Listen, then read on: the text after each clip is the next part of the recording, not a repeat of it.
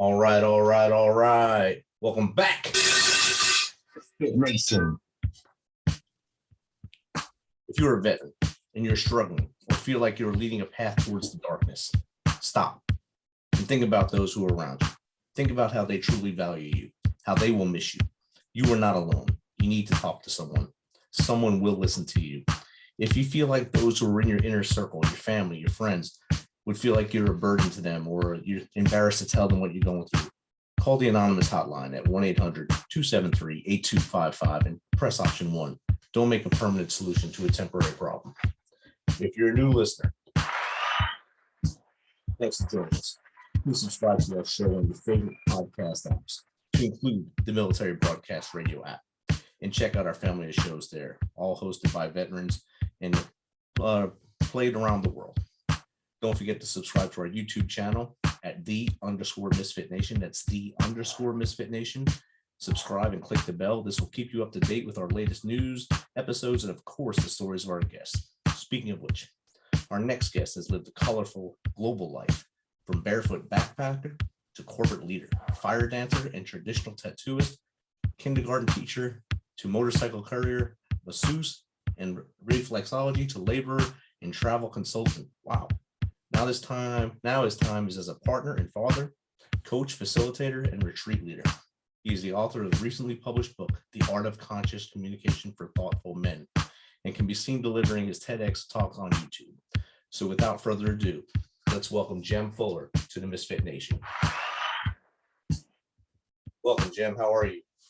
Hey, Rich. I'm really well, thanks, mate. Thank you for having me on your show. Thanks for coming from the future and talking to us here, since we're on the opposite polar sides of the earth right now. It's great to have this ease of communications throughout the world. If you don't mind, Jem, tell us on a little bit of your journey from as far back as you want to go to how we got to where we are now. Yeah, sure, man. Look, my childhood was pretty average, pretty normal. And then I did what a lot of boys do. I think a lot of boys either kind of want to be their dad or they want to rebel against their dad and try to not be their dad. And that's, I did the latter. So, as soon as I finished high school, I just took off and fell in love with traveling, really, and spent all of my 20s and early 30s just trying to get as far away from what I grew up in as possible. I was really interested in traveling to countries that were really different to ours. I look back now and have some understanding of what was driving me. But when I was a young fella, it was really just the adventure and wanting to go to places that were really different. And so, that saw me, doing whatever I could do to earn money to keep traveling around the world, and hence the list of all the different things you read out. So I still, when I hear that list, I still think, wow, did I really pack all of that in to one life? But I did. Jump forward to early 30s, had fallen in love, got married, had children, and realized that, I'd been a bum traveling around the world my early adult life, and I had no qualifications. I had no career. I had a lot of travel stories, and that was about it, really. So I had to get a job to feed the kids, and spent 8 years working with a multinational travel company and ended up in senior leadership. Learned about leadership and coaching and neuro-linguistic programming and human behavioral profiling and cool stuff like that, which I loved. And then my midlife crisis happened. People call it a midlife crisis. I call it my midlife opportunity. And I lost everything. Lost the career, lost the marriage, lost my house. Thankfully, kept my 2 boys week on, week off. So 50-50 single parenting. And it was those 2 boys that really, my children were really what I needed for me to, to hang on to some hope, because I'd hit rock bottom, mate. I was drinking too much booze. I was deeply unhappy. I was dysfunctional. Like I said, I'd lost everything. And it was those 2 boys that gave me the hope to rebuild myself, my relationship with myself first, and then everything else. And that was 9 years ago. So now jump forward to now, and life's pretty awesome, man. There's not a day that goes by that I don't pinch myself with gratitude. I feel super blessed. The work I do is wonderful, bountiful. I feed my boys and some, before COVID, I travel around the world running leadership retreats in the Himalayan mountains up near, nestled in between Tibet and Pakistan up there, and also in Bali. I'm in a beautiful, wonderful relationship with a gorgeous woman who adores me. And yeah, we live in a small little town on the coast in Australia with lots of waves. We surf and spend a lot of time in the outdoors. So yeah, man, there you go in a nutshell. You still get some of your adventure right outside your door now. You can go surfing and have some fun out there. And then Yeah. as the COVID restrictions lift off, you could hopefully go back to going around the world and on your retreats and have people find their inner peace and find their better way for themselves to go forward. And I think you obviously enjoy traveling and seeing different cultures. What's the most exotic place you've been to? Wow, there's a few, man. But one of the ones, funnily enough, that stays with me as a really beautiful place to be. And it's interesting talking with a vet. And I've got friends who also served a lot of time in Afghanistan. And for me, when I traveled in the 1990s, the second half of the 90s, I traveled all through that region, and I spent a fair bit of time up in the very remote north of Pakistan. And it was absolutely stunning. I mean, the mountains there were just ridiculously beautiful. Obviously, there wasn't the war going on yet. It was peaceful times. Having said that, the Mujahideen still, ran the tribal areas. But the villages that I visited, the people up there are primarily mountain people. The living is so subsistence and so real that most of their focus was taken growing food and rearing their livestock and surviving, right? So they're first and foremost mountain people. Secondarily, they were Muslims, but they were the most hospitable people I've come across. They would welcome me into their villages and into their homes and feed me and, look after me. And I went there respectfully, I'm dressed respectfully, and I learned to say assalamu alaikum, and I learned to show some respect. And it was beautiful, absolutely beautiful. And as much as I'm an ocean boy, I love the ocean, the mountains are really special to me as well. So yeah, that's a pretty beautiful part of the world. I always tell people if it wasn't for the war, that's a beautiful place to be. We used to have to climb those mountains to, look for the enemy. But when you're up there, you look out and you see the Yeah. mountains going forever. You can see the rivers going through the valley. It's Yeah. beautiful if it wasn't for what you knew was going on there. And like you said, Yeah. it's pretty serene. The people, like if you are respectful to them, they're respectful to you. If you show Yeah. that you want to learn their culture, they want to be helpful with you in the Yeah. they'll take you in. They'll do everything they can to help you, and vice versa. So yeah, that's a Yeah. great way to describe them there. Yeah. You know what I love about those mountains too is that those mountains are so big Yeah. and they've been around for so long, way before people ever came there. They're like these big, beautiful giants that just will outlive us and all of our stuff. Humans, we try our best, but we get caught up in a lot of stuff, right? And if you look at the history of the universe, really, or the history of the planet at least, humans have only been around for the last second. We weren't here for most of it. And we're doing a pretty good job of messing it up. Well, who knows if we're going to be around in 100 years? I don't know if we're going to be around in 100 years or not. But it's just nice to know that Mother Nature is kind of way bigger than us. We're not as important as we think we are. We're kind of like a speck on the wheel of life. So Yeah. once you realize that and realize you're just a part of the bigger picture, that helps you to create a better way for others to, have a better life. And like you said, maybe be here 100 years from now and still be ticking away Yeah. good. Yeah, absolutely, man. I find that perspective that you and I are talking about really helpful. When if there are times when my problems seem insurmountable or, they seem too big, just to walk outside and look up at the sky, especially on a clear night, and to comprehend that we are, a speck on a speck spinning around one star, and we're kind of out on the edge of the Milky Way. And you look through the Milky Way, and I don't know if you know this bit of trivia, Rich, but the Milky Way is like a disc shaped. And to get from our side, our edge of the Milky Way across to the other edge, traveling at the speed of light, which is about 300,000 kilometers a second, traveling that fast, it still would take about 120,000 years just to cross the Milky Way. right? And the Milky Way is one of billions of galaxies that we know of. Billions, not millions, billions of galaxies that we know of. So when my problems are feeling like, when my life is feeling all too much, and I go out and remember that, I'm like, start laughing and go, wow, I really thought my problems mattered, and they actually don't, So anyway. And you obviously, I mean, you had your midlife opportunity you spoke of earlier, and at that point, I'm sure you felt like your problems mattered a lot at that point. Oh yeah. At that Massively. bottom, and you were looking up at the sky saying, "Why me? Why me?" But like you said, your boys, they were the ones that were your guiding light. They're the ones that made you get up each morning and push to get to where you are now. So you Yeah. found your purpose and your sense of pride and everything like that.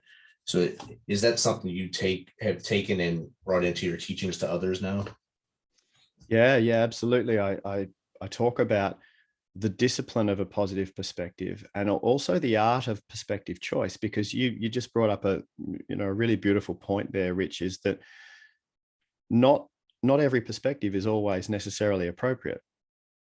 So through the lockdowns, one of my teenage boys was suffering anxiety and depression because he was locked up, and he needs to be with his friends. It's just the way he's built. He needs to be skating and skateboarding and surfing and playing football, and so yeah, he was experiencing depression and anxiety, and for it wouldn't have been appropriate for me to go and sit next to him and say, don't worry about it, mate, your problems are nothing, it's a big universe, it's 300,000 blah blah blah. To tell him about the Milky Way wouldn't have been appropriate. He would have been like, go away, Dad, you're not understanding me. So it was more appropriate for me in that moment to have the perspective of sitting with him and going, I feel you, man. I feel you. I'm here. It's going to be all right. We'll get through this. So yeah, I do teach that it's important to choose whichever perspective is appropriate and helpful in the given moment. And everything's relative, right? What is trauma for somebody might not be traumatic for somebody else. And I think that everybody's experience is valid. Definitely. If someone's experiencing something, it's valid, it's real for them. So but we can get better at the discipline of choosing a positive perspective. And I call it a discipline because for some of us, we're born naturally more optimistic. Some people just naturally look at the glass and see it half full. Some people are just naturally more, they'll say they're realistic, but sometimes pessimistic, and they'll just naturally see the glass as being half empty. Now, it doesn't matter where you are on this spectrum of positivity. When we activate the discipline of looking at what's possible rather than what's not possible, we still get better results. This has been measured. There's been a bunch of research done on this. So when we sit in a given moment and we notice that we're caught up in looking at what we can't do, how we're restricted, what's not possible, all the things that are going wrong, when we sit and go, hang on a second, what am I telling myself right now? And how could I flip this? What is possible, or what could be possible? Or what can I do here? When we shift our focus, we get better results, and our sense of well-being goes up. So, and the more we practice it too, the neurology starts to wire together. You can train yourself to think like this. It's like anything that we put on high repeat, we get better at it. So yeah, it's part of what I teach. And definitely, I mean, having a teenage boy, trying to tell him it's not a big problem. That's not something you want to say to a teenager, especially in those years they're going through their changes. They got to be with their mates. They got to be with their friends, or they want to see girls. They want to do all the things teenagers do at that time. And if you Yeah. sit there and say, It'll be all right. You're okay.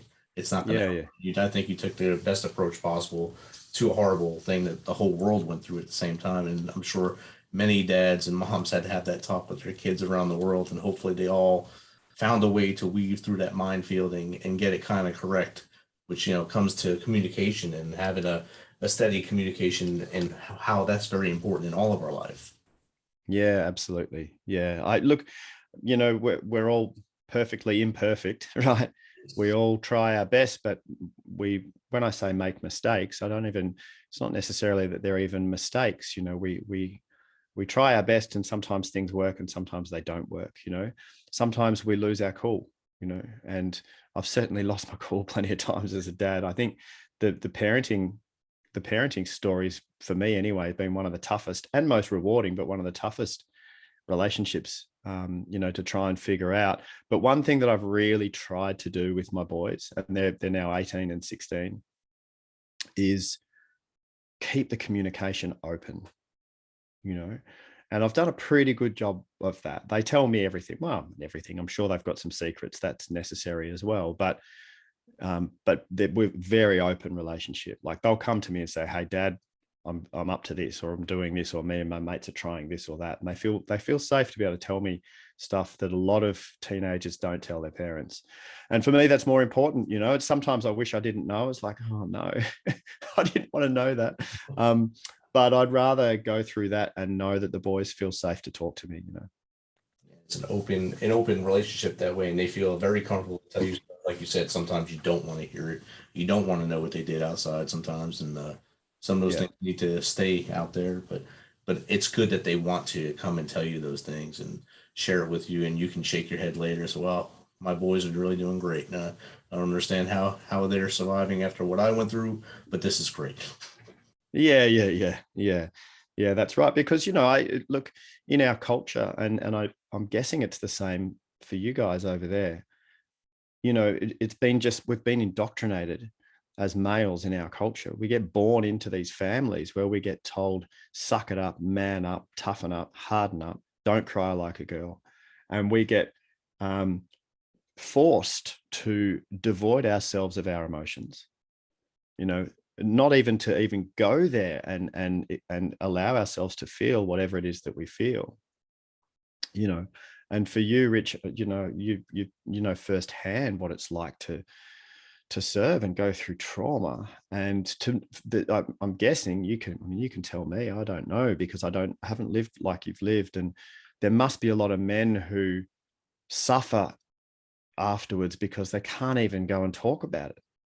Oh, definitely. And that's why at the beginning of the show, when I tell them to talk to someone, to call and get the help, there's a lot. We lose about 22 veterans a day to suicide because they never got the help, and they don't know where to go, or they feel like no one will help them.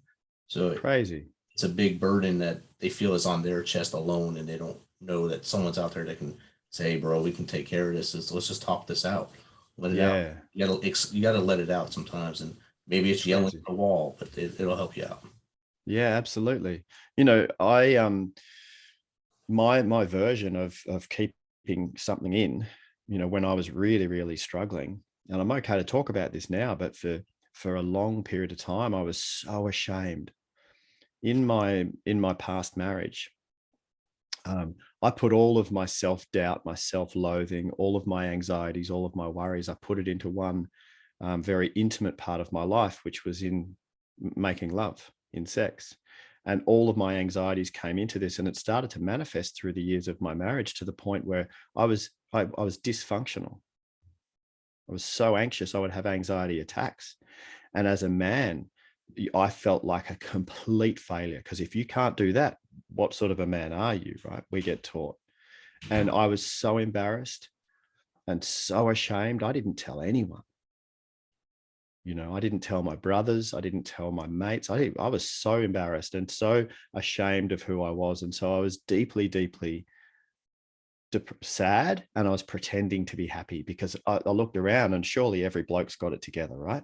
Yeah. Every bloke's normal. I'm the one bloke who can't do this, and that went on for years. It was terrible, and then when I finally had this midlife opportunity to kind of rewrite everything, and I went to work repairing my relationship with myself, convincing myself that I was good enough, that I was okay, and and healing.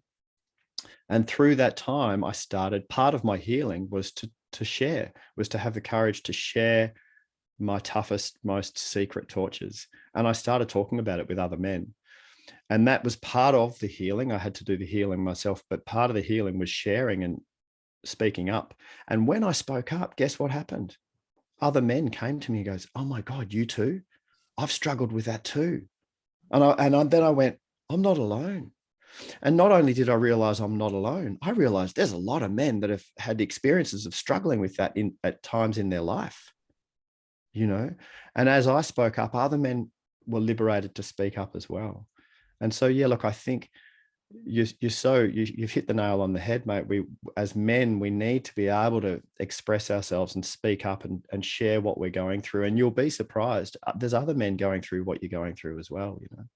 Right. And once you get that burden off each other, like you found that there's a whole tribe out there with you at that point.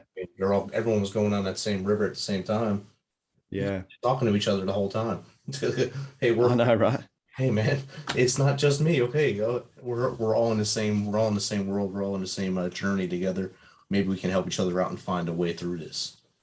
Yeah, absolutely. And by sharing your vulnerability, you actually connect more deeply with other people, and you find strength. I mean, we're communal animals. We're societal animals. We need each other. You know, there's no way that even as a species, we wouldn't have been able to evolve as a species if we didn't find ways to socialize and work together in communities. You know, that's how we've been successful.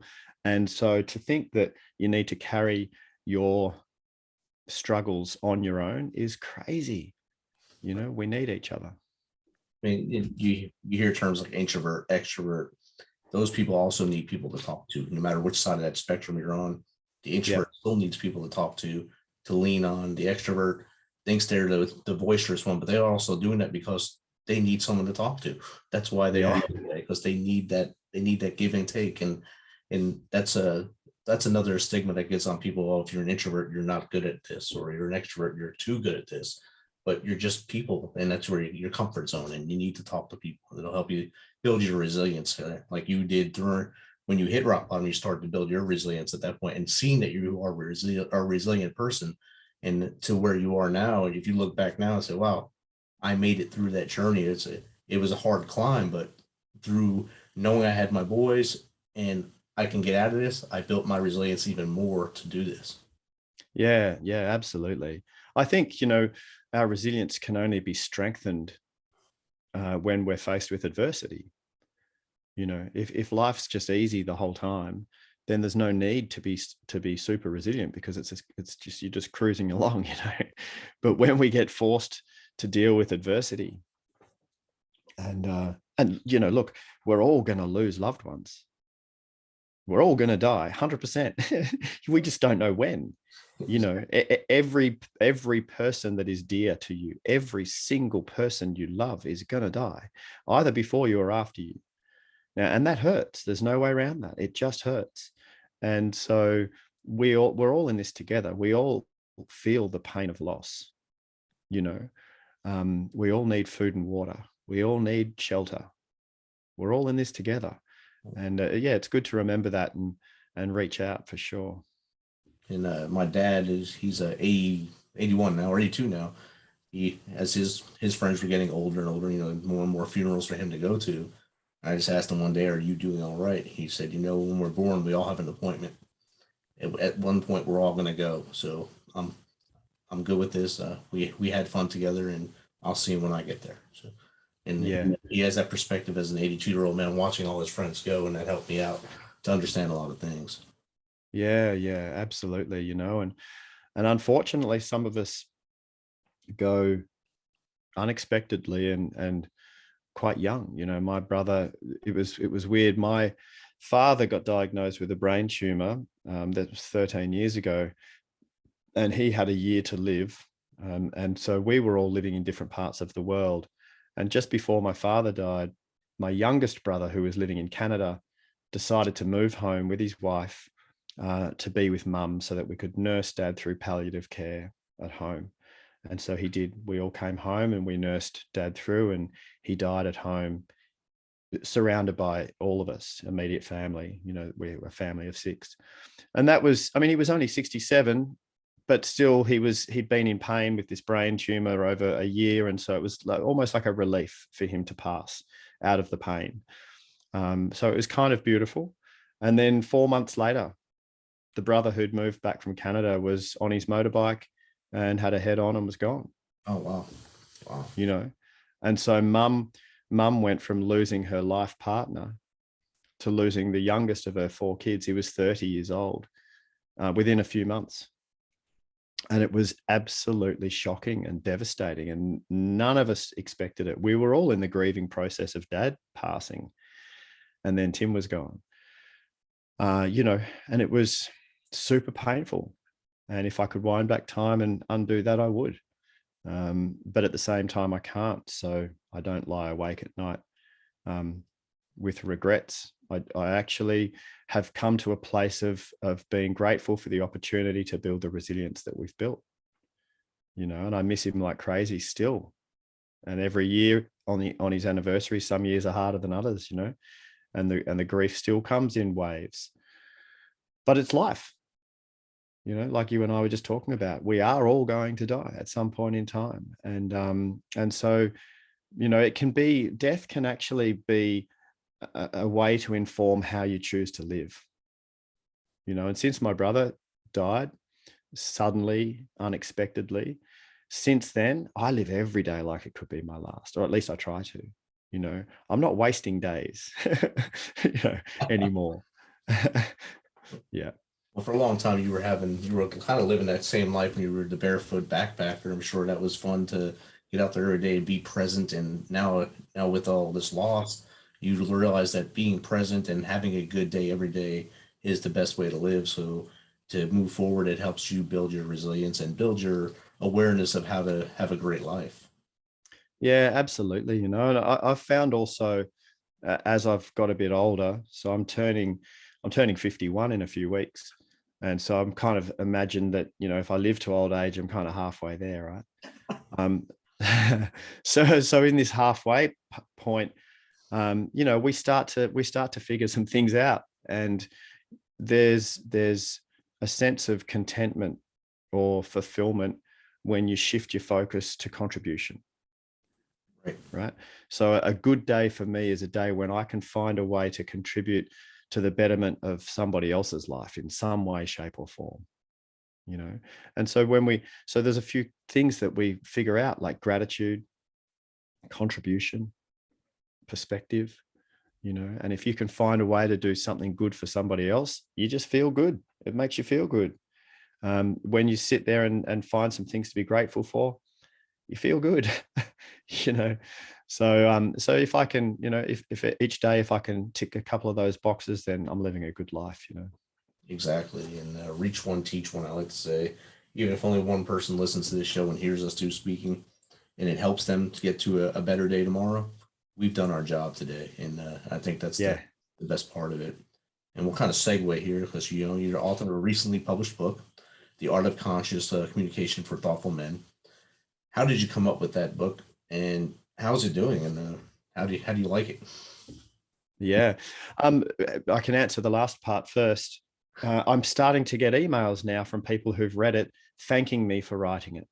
And that's such a relief, because it's the first time I've written a book, and I obviously wanted the book to help people. Right. I didn't just write it for a laugh. I wrote it to try and help people. So yeah, that's it's doing really well. People are feeding back to me that they're very grateful that I wrote the book. I started writing about communication and conscious communication because I've been coaching now, running my own practice for 9 years now, and coached many thousands of hours. And one of the common themes that comes up for people, whether it's in business or whether it's in their personal lives, is that we trip over in communication. And quite often, two people are actually on the same page, but they're miscommunicating with each other, and then they're at loggerheads. And also looking at the state of play globally now, and you've got these different groups of people that have identified with differing political ideas or different social ideas, and they're just screaming at each other, and canceling each other on Twitter and on these platforms, and they're just shouting at each other, and it's not actually helping evolve the problem. It's not solving the problem. It's actually making things worse, So I was thinking, wow, I think we could all really do with becoming more conscious in our communication. And being more conscious is quite simply being more aware of the communication itself.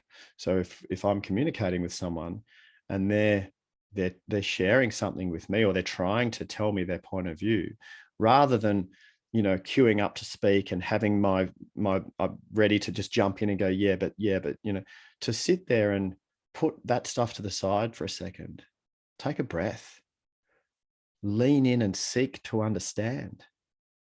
right? To actually really seek to understand. That doesn't mean you always have to agree with the other person. At the end of it, you still might have a differing opinion, and that's fine.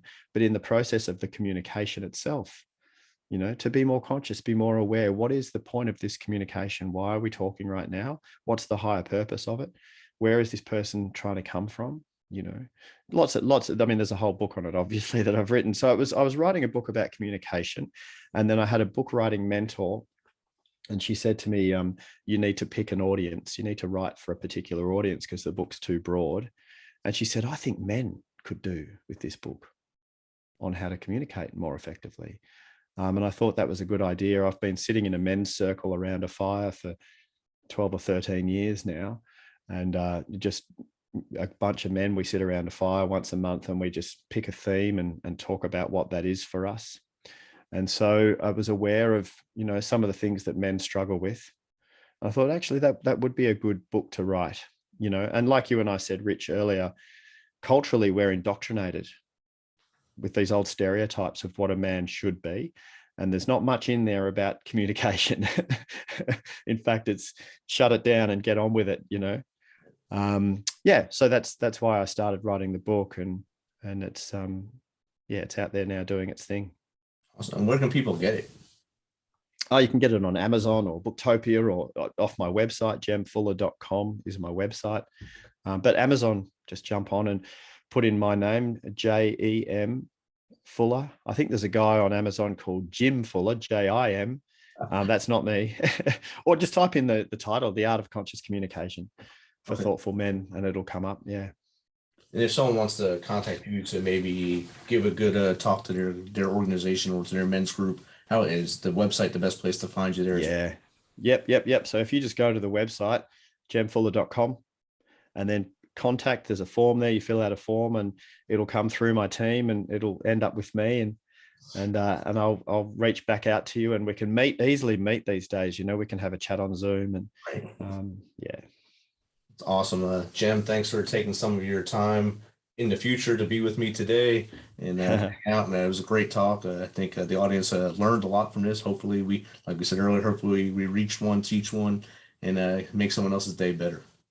Yeah, thanks for having me on, Rich. And I just want to shout out to you, brother, for the work that you're doing. It's so important, and it's people like you that are helping make positive change around the world. So yeah, it's really lovely to meet you.